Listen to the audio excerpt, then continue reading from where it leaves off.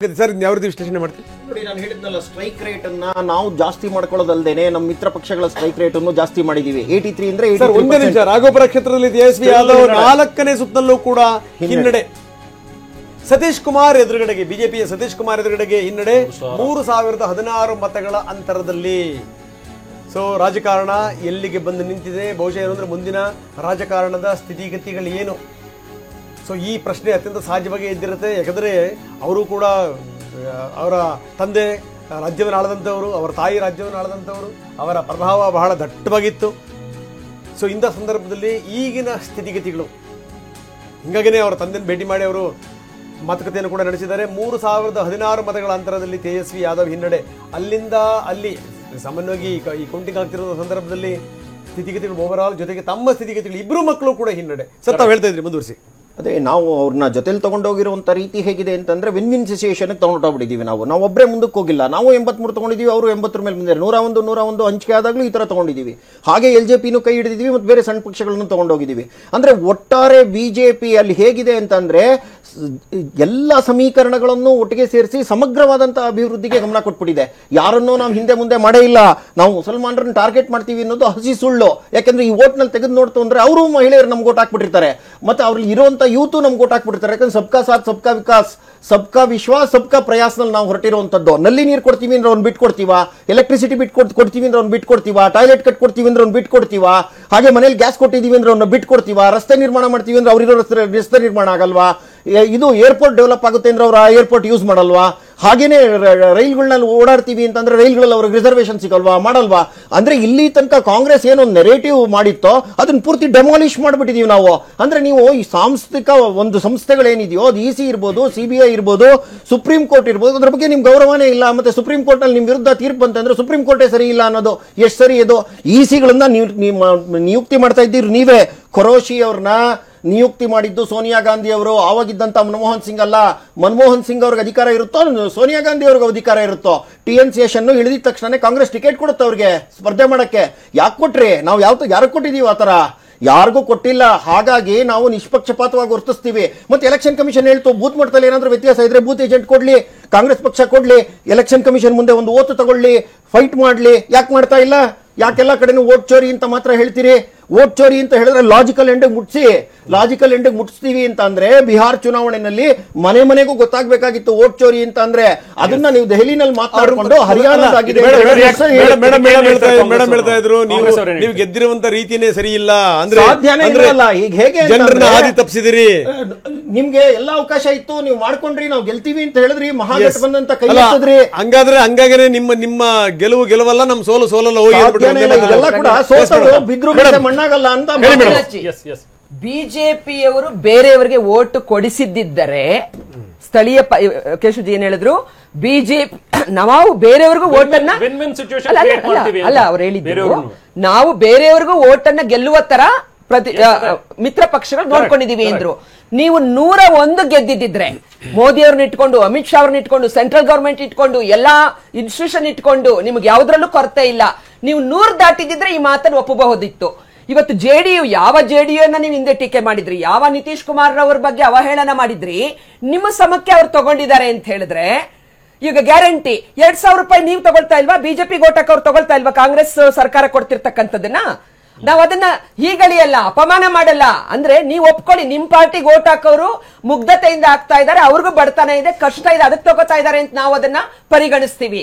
ಮತ್ತೆ ಹೀರೋಗಳನ್ನ ಕೊಲ್ತಕ್ಕಂಥದ್ದು, ಸಮರ್ಥ ನಾಯಕರನ್ನ, ವಿವಿಧ ಒಂದು ಸಮಾಜಗಳಿಂದ, ವಿವಿಧ ಸಂಸ್ಕೃತಿಗಳಿಂದ ಬಂದಂತ ಮಾಸ್ ಲೀಡರ್ ಗಳನ್ನ ಟಾರ್ಗೆಟ್ ಮಾಡ್ತಕ್ಕಂಥದ್ದು, ಕೊಲ್ತಕ್ಕಂಥದ್ದು ಡೆಮಾಕ್ರಸಿಗೆ ಮಾಡುವಂತ ದೊಡ್ಡ ಅಲ್ಲ. ಹಿಂದೆ ನೋಡಿ, ಹಿಂದೆ ದೇವೇಗೌಡಜಿ ಸೋತಿದ್ದಾರೆ, ಸಿದ್ದರಾಮಯ್ಯನವರು ಸೋತಿದ್ದಾರೆ, ಯಡಿಯೂರಪ್ಪಜಿ ಅವರು ಸೋತಿದ್ದಾರೆ. ಹಾಗೆಲ್ಲ ನಾನು ಟಾರ್ಗೆಟ್ ಮಾಡ್ತಕ್ಕಂಥದ್ದು ಅಂದ್ರೆ ಡೆಮಾಕ್ರಸಿಯಲ್ಲಿ ಇವತ್ತಿಗೂ ಕೂಡ ಅವರು ಎಷ್ಟೇ ವಿರೋಧಿ ಆಗಿಲ್ಲ. ರಾಮಕೃಷ್ಣ ಹೆಗಡೆಯವರಂತವ್ರು ಗೆಲ್ಬೇಕಿತ್ತು ಕಣ್ರಿ, ದೇವೇಗೌಡರಂತವ್ರು ಇರಬೇಕಿತ್ತು ಕಣ್ರಿ. ಉತ್ತಮವಾದ ಸಂಸದೀಯ ಪಟುಗಳು ಇರಬೇಕು ಅಂತಕ್ಕಂಥದ್ದು ಡೆಮಾಕ್ರಸಿಯಲ್ಲಿ ಒಂದು ಭಾಗವಾಗಿದೆ. ಮೇಡಮ್, ದೇವೇಗೌಡರು ಸೋಲಕ್ಕೆ ಇವ್ರ ಕಾರಣ ನಂಗಾರೆ ಬಿಜೆಪಿ ಅವರು. ಯಾವುದನ್ನ ಅಲ್ಲ ನೀವು ಹೇಳಿದಲ್ಲ ದೇವೇಗೌಡರು ಅಂದ್ರೆ ನಾನು ಒಬ್ರು ಬಿಜೆಪಿ ಇದು ಅಂತೆಲ್ಲ ಹೇಳದ್ ನಾನು. ಅಂದ್ರೆ ಮಹಾನ್ ನಾಯಕರ ಸೋಲು 2 ರೀತಿಯಲ್ಲಾಗತ್ತೆ. ಒಂದು ಟಾರ್ಗೆಟ್ ಮಾಡಿ ಸೋಲಿಸ್ತಕ್ಕಂಥದ್ದು, ಸೋಲಿಸಲೇಬೇಕು ಅಂತ. ಇವಾಗ ತೇಜಸ್ವಿ ಯಾದವ್ಗೆ ಅಲ್ಲಿ ಎದುರುಗಡೆ ಇರ್ತಕ್ಕಂಥ ಇನ್ನೊಬ್ರು ಯಾರೋ ಯುವಕರು ಗೆಲ್ಬೇಕು ಅನ್ನೋದಲ್ಲ, ತೇಜಸ್ವಿ ಯಾದವ್ನ ಸೋಲಿಸಬೇಕು. ಯಾಕಂದ್ರೆ ತೇಜಸ್ವಿ ಯಾದವ್ನ ಪ್ರತಿಪಕ್ಷದ ನಾಯಕನಾಗಿ ನೋಡ್ಬೇಕಾದ್ರೆ ಇವನ್ ಬಿಜೆಪಿ ಅಧಿಕಾರಕ್ಕೆ NDA ಬಂದ್ರು ಅವರು ಈಗ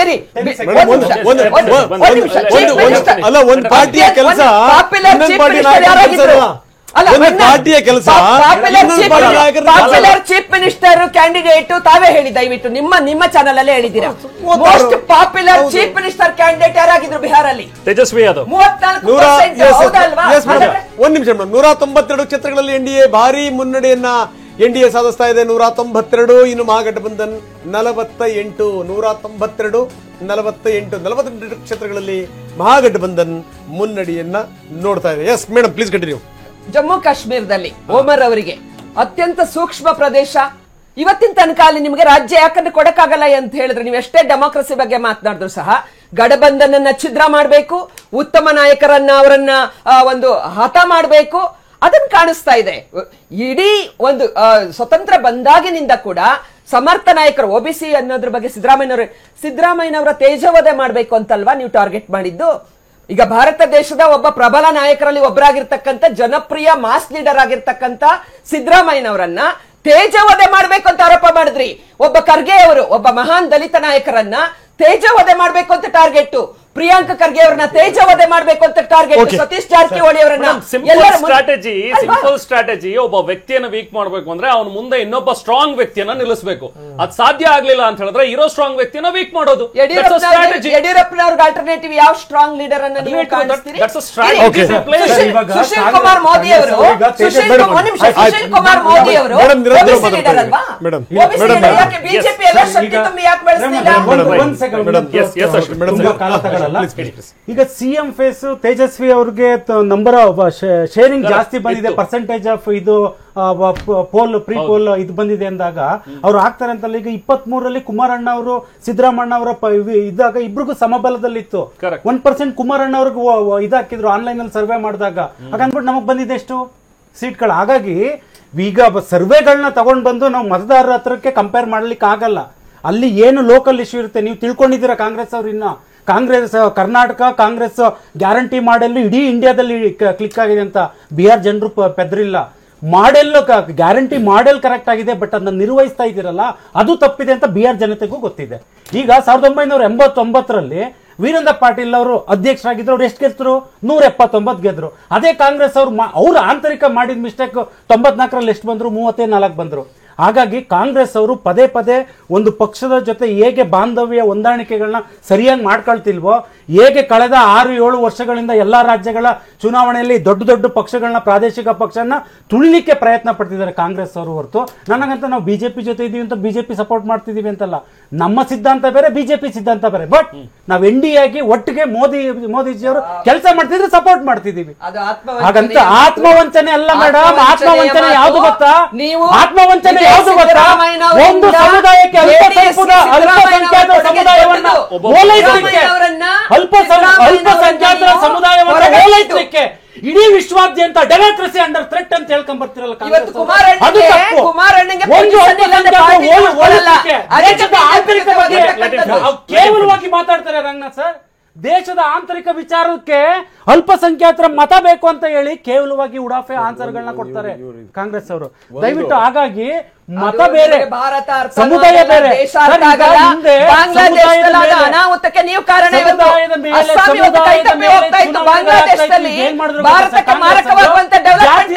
ಬೀಜನ ಬಿತ್ತಿದ್ರು ಈಗ ಕಾಂಗ್ರೆಸ್ ಅವರು. ಹಾಗಾಗಿ ಅಭಿವೃದ್ಧಿ ಎಲ್ಲಾಗುತ್ತೆ ಅವ್ರಿಗೆ ಮತದಾರ ಪ್ರಭು ಕೊಟ್ಟಿರ್ತಾರೆ. ಈಗ ನಿಮಗೆ ಕೊಟ್ಟಿಲ್ವಾ ಕರ್ನಾಟಕದಲ್ಲಿ? ಹಾಗನ್ಬಿಟ್ಟು ನಾವೇನು ಬೇಜಾರು ಮಾಡ್ಕೊಂಡಿದೀವ? ಹೌದು, ವಿರೋಧ ಪಕ್ಷದಲ್ಲಿ ಇರ್ತೀವಿ, ಇನ್ನೂ 2.5 ವರ್ಷ ಕಾಯ್ತೀವಿ. ನಿಮ್ಮ ಏನು ಅವ್ಯವಹಾರಗಳಿದೆ, ಯೋಜನೆಗಳಿಲ್ದೇ ಅಂತನ್ನ ಜನರ ಮುಂದೆ ತಂದಿಟ್ಟು ಚುನಾವಣೆಗೆ ಹೋಗ್ತೀವಿ ಅಂತ ಹೇಳ್ತಿದೀವಿ.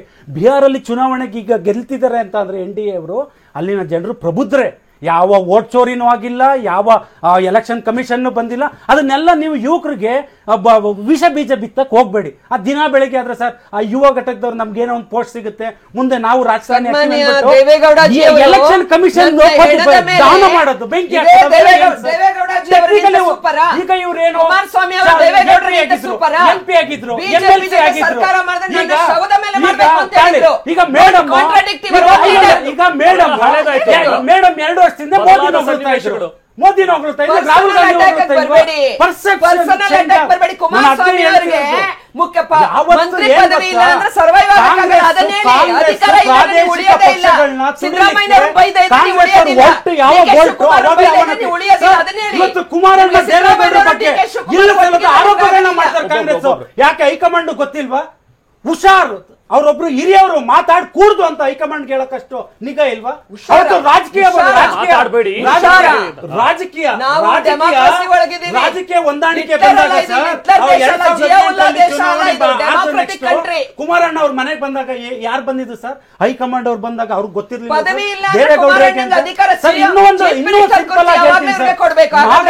ಇನ್ನೊಂದು ಸಿಂಪಲ್ ಆಗಿ ಹೇಳ್ತೀನಿ, 1.5 ವರ್ಷ 2 ವರ್ಷದಿಂದ ತಾಜ್ ವೆಸ್ಟ್ ಎಂಡ್ ಅಲ್ಲಿ ಕಾರ್ಯಕ್ರಮ ಮಾಡ್ತಾರೆ. ಇದೇ ಕಾಂಗ್ರೆಸ್, ಕರ್ನಾಟಕ ಕಾಂಗ್ರೆಸ್ ಅವರು ನಮ್ಮನ್ನ ಕೇವಲವಾಗಿ ಹಗುರವಾಗಿ ತಗೊಳ್ತಾರೆ. ದೇವೇಗೌಡರು ಕುಮಾರಣ್ಣ ಅಧಿಕಾರದಲ್ಲ, ಕಾರ್ಯಕ್ರಮ ಆಗುತ್ತೆ, ಹಗುರವಾಗಿ ತಗೊಳ್ತಾರೆ. ಅವತ್ತು ಗೊತ್ತಾಗುತ್ತೆ ಯಾರೋ ಒಬ್ರು ಲೀಡರ್ ಬಂದು ಸೇರ್ಕೊಂತಿರೋದಲ್ಲ. ಮಾಜಿ ಪ್ರಧಾನಿ ದೇವೇಗೌಡರು 2 ಬಾರಿ ಸಿಎಂ ಆಗಿದಂತ ಕುಮಾರಣ್ಣ ಎಂಡಿಗೆ ಸಪೋರ್ಟ್ ಮಾಡ್ತಿದಂತ ದೇಶಾದ್ಯಂತ ಗೊತ್ತಾಗುತ್ತೆ. ನೀವು ಹಗುರವಾಗಿ ಕರ್ನಾಟಕ ಕಾಂಗ್ರೆಸ್ ಅವರು ಮಾತಾಡಬೇಡಿ ಅಂತ ಹೇಳ್ತಾರೆ. ಪ್ರಾದೇಶಿಕ ಪಕ್ಷಗಳನ್ನ ತುಳಿತಿದ್ದಾರೆ ಕಾಂಗ್ರೆಸ್. ಯಾವ್ದು ಇದೆ, ಏನು ಅನಿವಾರ್ಯತೆ ತೆಲಂಗಾಣದಲ್ಲಿ ಇರ್ಲಿಲ್ಲ ಸರ್. ಸ್ವಲ್ಪ ಇವ್ರು ಎಫರ್ಟ್ ಹಾಕಿದ್ರೆ ಬಿಜೆಪಿ ಅಲ್ಲಿ ಬಂದಿರ್ತಿತ್ತು. ಸೆಕೆಂಡ್ ಆಪ್ಷನ್ ಇರ್ಲಿಲ್ಲ. ಕೆಸಿಆರ್ ಒಂದು ಆಂಟಿ ಇನ್ಕಂಬೆನ್ಸಿ ಇಂದ ಸೆಕೆಂಡ್ ಆಪ್ಷನ್ ಇಲ್ಲದೆ ಇವತ್ತು ಕಾಂಗ್ರೆಸ್ ಬಂತು ವಿನಃ ಅಲ್ಲೂ ತೆಲಂಗಾಣದಲ್ಲೂ ಕಷ್ಟ ಆಗ್ತಾ ಇತ್ತು. ಇವತ್ತು ತೆಲಂಗಾಣದವರು ಮಾಡೆಲ್ ತಗೊಂಡ್ರು,